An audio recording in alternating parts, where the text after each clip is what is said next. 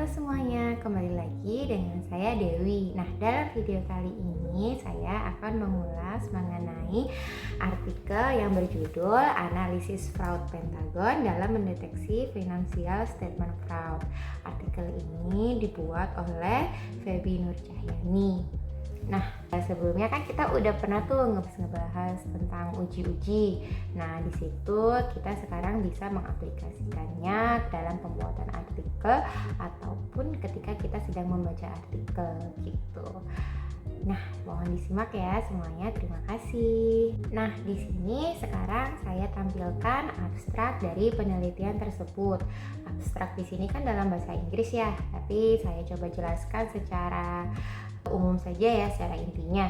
Jadi kata kuncinya di sini itu adalah financial statement fraud, fraud pentagon, financial stability, external pressure, financial target, nature of industry, effective monitoring, exchange in auditor, change in directors, and frequent number of CEOs picture. Jadi gini, dalam penelitian ini itu bertujuan untuk meneliti potensi dari kecurangan laporan keuangan yang berdasarkan dengan teori fraud pentagon. Jadi kayak misalnya gini nih, jadi penelitian ini tuh menggunakan earning management untuk menginvestigasi potensi dari kecurangan laporan keuangan dengan metode yaitu metode sampelnya dia menggunakan purposive sampling dengan kriteria yang mengambil populasinya dari perusahaan-perusahaan yang terdaftar di BEI di tahun 2016 sampai 2018. Nah, gitu. Nah, di sini ngambil kriterianya itu adalah financial statement selama 3 tahun periode, ya kan 2016 sampai 2018. Tadi kan 3 tahun periode dari 31 perusahaan yang telah dikumpulkan. Penelitian ini juga menggunakan metode kuantitatif, analytical technique, biasanya bernama atau kita sebut sebagai panel data regression analysis. Nah, hasil dari penelitian ini itu menunjukkan bahwa financial stability dan perubahan auditor memiliki efek positif atau pengaruh positif terhadap financial statement fraud. Nah, kalau yang mengenai external pressure atau tekanan dari luar, juga dari nature of industry-nya itu memiliki efek negatif terhadap financial statement fraud. Nah, sementara nih financial target atau effective monitoring sama perubahan direktur, juga pemunculan wajah direktur beberapa kali atau berapa kali wajahnya direktur itu ditunjukkan, itu tidak berefek atau tidak mempengaruhi financial statement fraud. Nah, yang selanjutnya akan saya bahas ini mengenai motivasi atau isu penelitian beserta dengan research gap dan fenomena yang sedang terjadi sehingga memicu penelitian ini untuk dilakukan. Jadi gini nih, kan sebenarnya setiap perusahaan itu sebenarnya diwajibkan untuk membuat laporan keuangan. Nah, laporan keuangan itu akan digunakan oleh pihak eksternal maupun internal untuk membuat perencanaan atau bagaimana ke depannya dan melihat kondisi perusahaan itu sendiri. Jadi dari laporan keuangan itu bisa saya lihat keadaannya perusahaan, apakah perusahaan itu sedang sehat, memiliki hutang banyak tapi tetap bisa membayar hutangnya atau tidak. Jadi untuk melihat kelangsungan hidup si perusahaan itu sendiri. Nah, karena hal ini nih itu kan kayak motivasi atau isu penelitiannya itu karena adanya perusahaan yang tidak menyajikan laporan keuangannya yang sesuai dengan kriterianya gitu, dan itu pun nggak sedikit. Nah, untuk itu tuh kayak research gap-nya adalah jadi kayak semacam tindakan ini, adanya financial statement fraud itu sebenarnya disebabkan salah satunya adalah karena kecurangan atau fraud yang dilakukan itu biasanya untuk kepentingan pribadi bagi perseorangan ataupun organisasi. Jadi yang disajikan di laporan keuangan itu nggak benar nih, maksudnya tidak sesuai dengan kenyataannya, entah itu dibagusin atau entah itu dijelekin untuk menutupi sesuatu. Nah itu fenomenanya itu, jadi kayak manipulasi laporan keuangan itu cukup kecil sebenarnya, maksudnya nggak banyak, tapi terjadinya manipulasi laporan keuangan itu bisa menimbulkan efek yang cukup besar. Jadi di sini tuh fenomenanya adalah banyaknya kasus kecurangan yang terjadi di Indonesia itu merupakan salah satu bukti bahwa adanya kegagalan audit atas laporan keuangan. Di sini fungsi auditor eksternal itu dinilai kurang maksimal atau kurang mampu mendeteksi dan mencegah adanya kecurangan yang dilakukan oleh manajemen perusahaan. Nah, itu adalah yang di fenomenanya. Maka dari itu sebenarnya kayak menurut saya peneliti atau penulis artikel ini, saya nggak memiliki kritik apapun karena dia udah menjelaskan motivasi atau isu penelitian dia, sama ada fenomena dia dijelaskan juga di pendahuluannya dia kalau ternyata fenomena di Indonesia itu salah satu bukti bahwa adanya kegagalan audit atas laporan keuangan. Jadi kita sebagai pembaca nih bisa lihat nih, oh studi ini atau penelitian ini itu dilakukan karena untuk mengetahui nih apa aja sih yang mempengaruhi tingkat statement financial fraud. Karena meskipun ada kecurangan laporan keuangan, kita harus tahu, kita pengen tahu, oh ini gara-gara apa ya laporan keuangan ini gitu loh, kok bisa, kenapa hal ini terjadi gitu. Karena financial statement fraud atau kecurangan laporan keuangan ini tuh sebenarnya meskipun cuma sedikit itu akan memberikan efek yang sangat besar, karena kalau kita mendapatkan informasi yang nggak benar, kita nggak akan bisa membuat keputusan selanjutnya dengan lebih baik. Maksudnya nanti takutnya kita bikin keputusan yang salah atau gimana gitu, ternyata yang keuangannya nggak sehat tapi tetap dipaksa, akhirnya mau nggak mau nanti jadi kolaps, investor juga kasihan. Atau kalau nggak gitu ternyata dalam laporan keuangan itu ada kecurangan dari pihak internal yang itu oknum atau apa untuk ditutupi, ternyata dia mengambil sesuatu atau apa. Nah itu kan juga akan merugikan gitu. Nah yang selanjutnya ini mengenai novelty atau kebaruan. Jadi apakah yang menjadi kebaruan atau novelty dari penelitian ini? Nah di sini tuh di penelitian ini dia menjelaskan mengenai menurut Association of Certified Examiner pada tahun 2016, kecurangan merupakan tindakan penipuan atau kekeliruan yang dilakukan oleh seseorang atau badan yang mengetahui sesungguhnya bahwa kekeliruan dapat mengakibatkan timbulnya manfaat yang tidak baik kepada individu atau entitas atau pihak lain.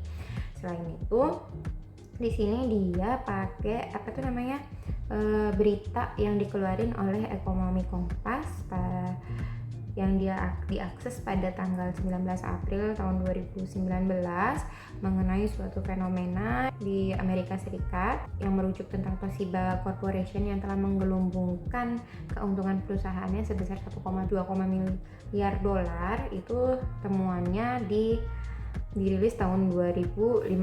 Nah, jadi di sini sebenarnya peneliti itu sedikit menjelaskan novelty penelitiannya di bagian pengantar, tapi dikit aja, maksudnya secara implisit, nggak full banget gitu loh. Jadi dia pakainya di situ. Nah, sedangkan untuk di abstrak dia tuh tidak menjelaskan secara jelas novelty penelitiannya, padahal kan harusnya dia di abstrak itu menjelaskannya. Jadi sebenarnya abstrak itu kan dibuatnya setelah semua penelitiannya selesai. Jadi seperti kayak abstrak itu menurut saya ya bukan kesimpulan juga sih, lebih cepat kayak si ringkasnya dari penelitian ini. Nah di situ dia nggak menjelaskan tuh sama sekali mengenai novel dari penelitian ini di abstrak. Di pendahuluan pun dia juga nggak terlalu banget menjelaskan, jadi cuma secara eksplisitnya aja. Nah di sini di kajian pustakanya itu peneliti menuliskan mengenai teori agensi. Jadi teori agensinya dia menjelaskan nih dari artikel ini gimana. Nah kalau kayak gini nih menurut saya sih, kritik saya, dia memang menjelaskan satu grand teori dengan jelas, yaitu secara eksplisit, yaitu si teori agensi itu sendiri atau agency teori.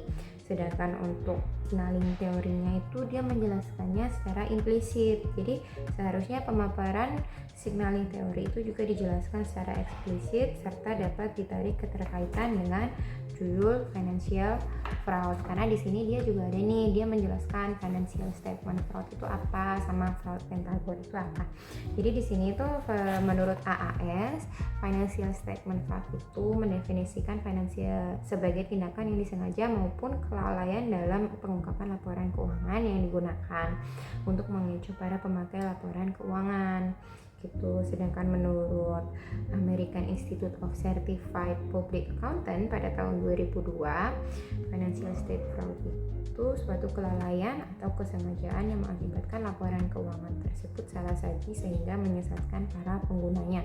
Nah, kalau yang fraud pentagon ini kan dia berdasarkan fraud pentagon, dia memberikan penjelasan dan definisi dari fraud pentagon itu dari tahun 1953 oleh Tracy tentang fraud triangle dan fraud diamond yang dikembangkan oleh Wolfe dan Hermanson pada tahun 2004. Nah, di dalam fraud pentagon itu dia menjelaskan nih isinya apa, dilihatnya dari apa. Nah, di situ tuh menurut saya kritiknya untuk signaling teorinya dia kurang, tapi untuk teori agensinya tadi dia benar-benar nge-state nih agensi teorinya apa gitu.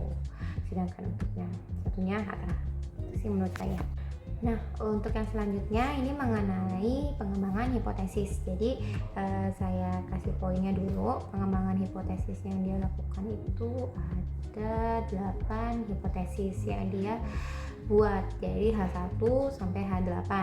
Nah, H1 sampai H8 ini udah saya tulis di sini poinnya, bisa kita baca mengenai jadi si statement financial statement fraud tadi dipengaruhi oleh berapa aja tuh. Yang pertama adalah stabilitas keuangan, tekanan eksternal, target industri, sifat industri, keefektifan pengawasan, pergantian auditor, pergantian direksi, dan frekuensi kemunculannya gambar CEO. Jadi di hipotesa yang pertama itu H1, stabilitas keuangan berpengaruh positif terhadap potensi financial fraud. Sedangkan untuk yang ke H2 itu tekanan eksternal berpengaruh positif terhadap potensi financial fraud. Untuk yang H3, hipotesis ketiga itu target keuangan berpengaruh positif terhadap potensi financial statement fraud. Untuk yang selanjutnya H4 itu sifat industri berpengaruh positif terhadap potensi financial fraud. Nah, yang kelima nih, H5-nya adalah keefektifan pengawasan berpengaruh positif terhadap potensi financial fraud. Nah, selanjutnya yaitu H6 adalah pergantian auditor itu berpengaruh positif terhadap potensi financial statement fraud.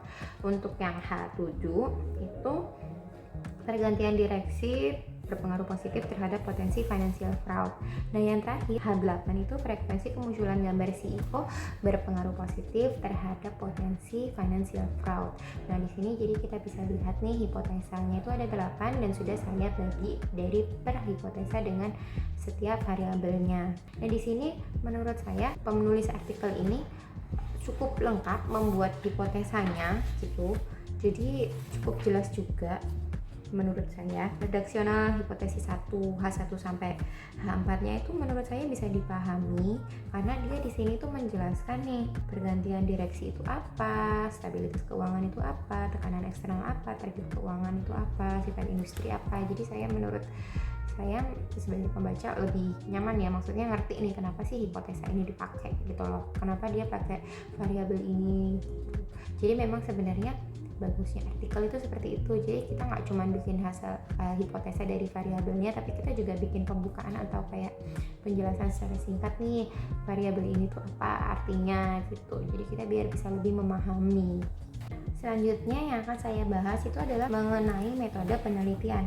Di sini dia menggunakan populasi dan sampelnya ini berupa perusahaan manufaktur yang terdaftar di BEI atau Bursa Efek Indonesia pada tahun 2016 sampai 2018 karena dia ambil 3 tahun laporan keuangan dan dia ngambilnya jumlah sampel ini tuh penelitiannya pakai 31 perusahaan. Dan dia juga menjelaskan di sini bahwa pengambilan sampelnya juga menggunakan purposive sampling.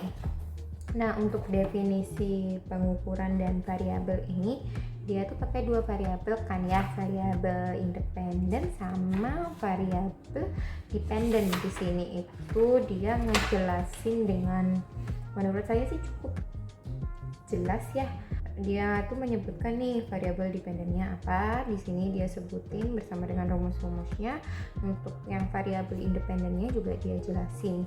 Selanjutnya di sini variabel independen itu dia jelasin nih stabilitas keuangan itu dia ngambilnya dari mana, dari change, yaitu rumusnya total aset dikurangi total aset kurangi min 1 per total aset min 1 gitu. Terus tekanan eksternal itu dia ngambil dari mana, dia ngambil dari DAR, yaitu debt to asset ratio, yaitu total debt atau total utang per total aset, untuk melihat nih si rasio antara utang sama si aset berapa. Kan biasanya orang luar itu kan ngelihatnya dari situ. Jadi kalau dia punya utang segini, apakah dia mampu untuk membayar utangnya atau enggak gitu.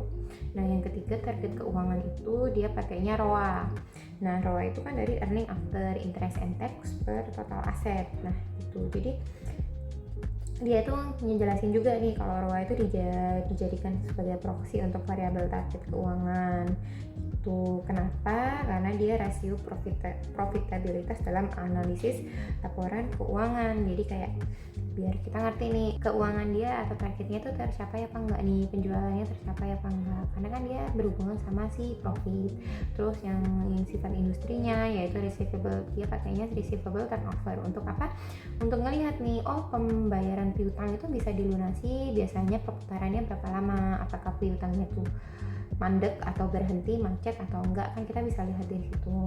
Nah kalau keefektifan pengawasan itu biasanya kita lihat dari BDOUT, yaitu dari total komisaris independennya per total dewan komisaris. Jadi kayak kita bisa untuk melihat nih pengawasannya gimana nih, jadi orang yang ngawasin itu independen apa enggak, apakah ada kepentingannya tersendiri gitu.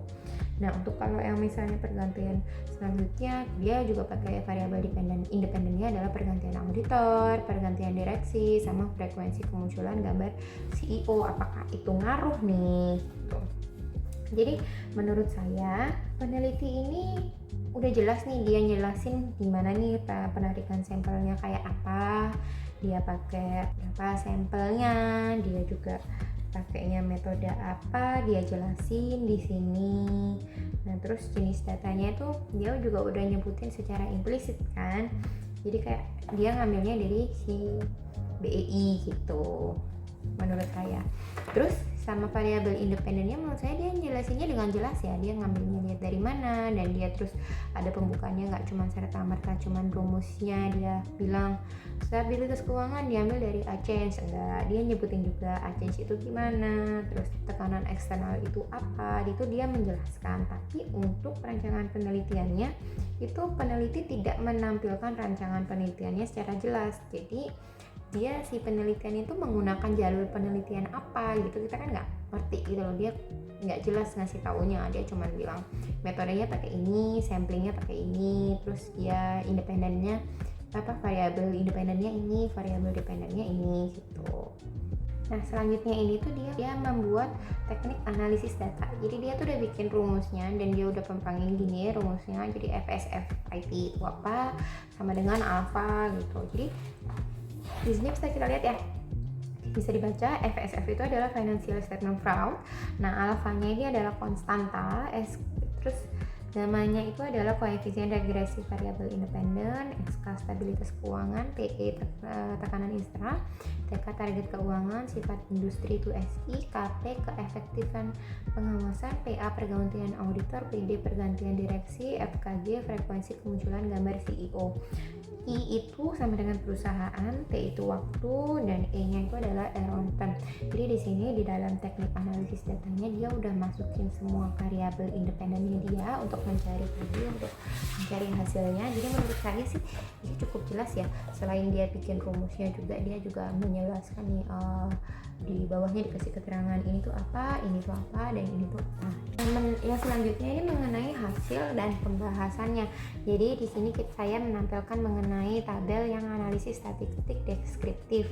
gitu. Dan sih sebenarnya ini tuh uji kelayakan dia tuh ujinya tuh udah jelas menurut saya ya. Penelitinya itu sangat jelas dalam menampilkan uji kelayakan modelnya. Peneliti itu pada dasarnya dia menulis analisis statistik, menampilkan analisis statistik deskriptifnya.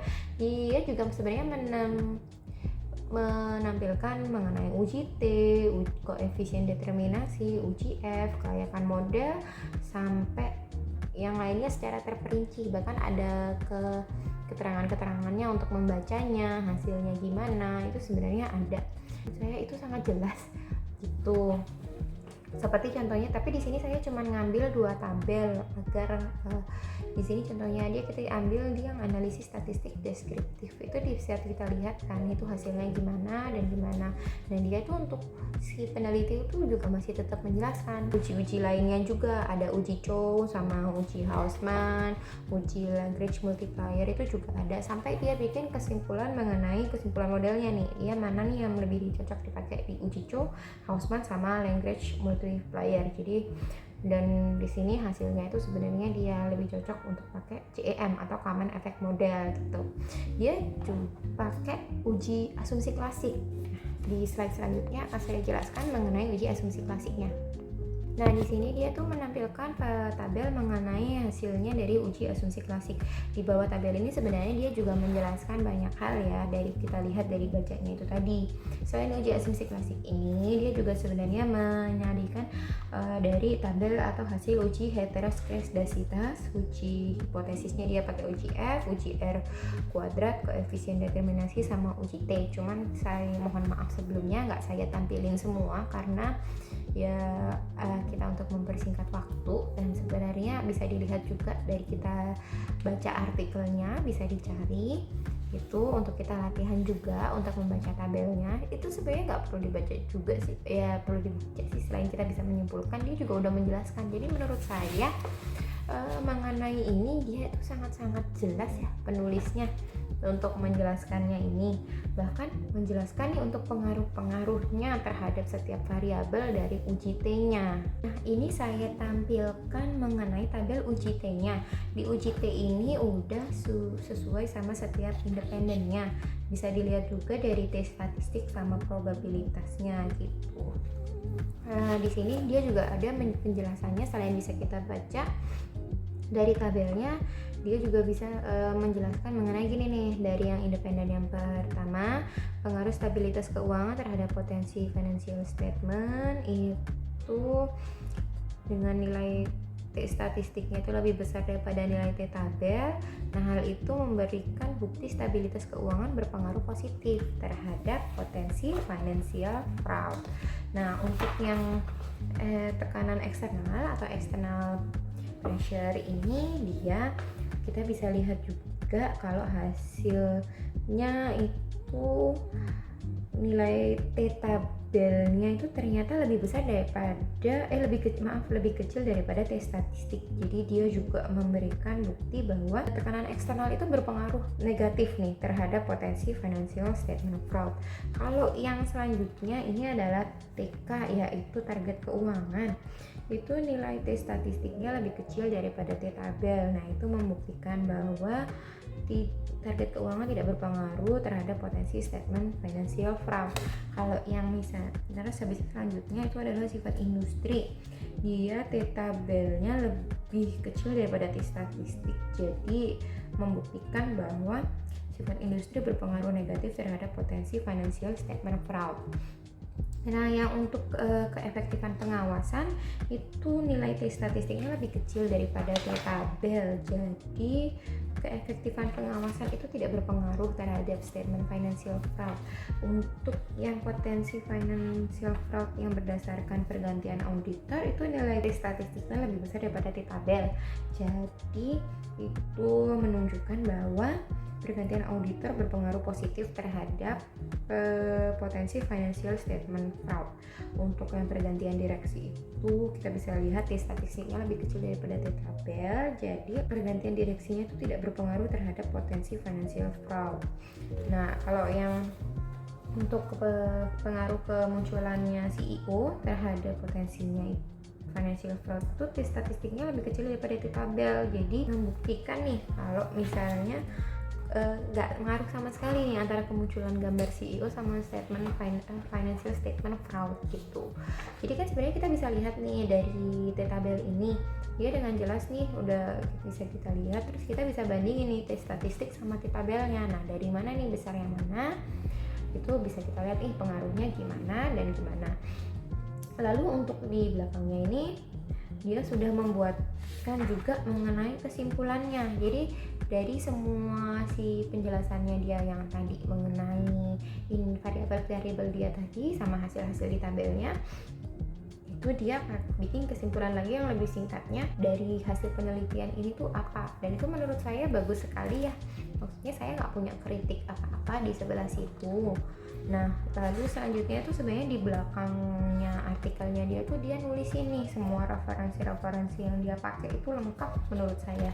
Jadi saya nggak punya kritik apapun mengenai referensi-referensi yang dia pakai, karena dia benar-benar menulis referensinya menurut abjad juga nih, dari A sampai Z, mana yang paling dekat sama A sampai Z, dan juga dia menulisnya udah sesuai dengan sama penulisnya siapa, tahunnya siapa. Jadi dasar-dasar di dalam partikel yang dia pakai itu bukan yang nggak ada dasarnya gitu, yang definisi-definisi atau teori-teori yang nggak ada dasarnya, tapi pada dasarnya itu adalah yang udah ada dikemukakan oleh orang lain sebelumnya atau udah direferensi oleh dari suatu organisasi tuh, dan dia mencantumkan di situ beserta dengan tahunnya untuk tetap memberikan kredibilitas atas penelitiannya dia. Nah, sekian penjelasan dari saya, semoga bermanfaat untuk kita semua. Terima kasih sebelumnya, saya mohon maaf apabila ada salah atau kurangnya. Terima kasih semuanya, selamat kita berjumpa di video-video selanjutnya.